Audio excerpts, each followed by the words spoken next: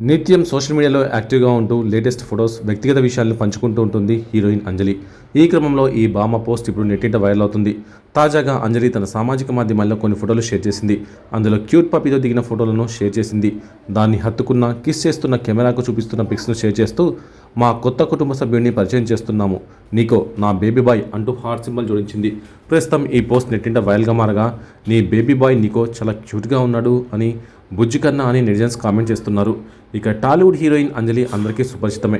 Shopping mall సినిమాతో ప్రేక్షకులకు పరిచయమైన ఈ బ్యూటీ తన మొదటి సినిమాతోనే మంచి గుర్తింపు తెచ్చుకుంది.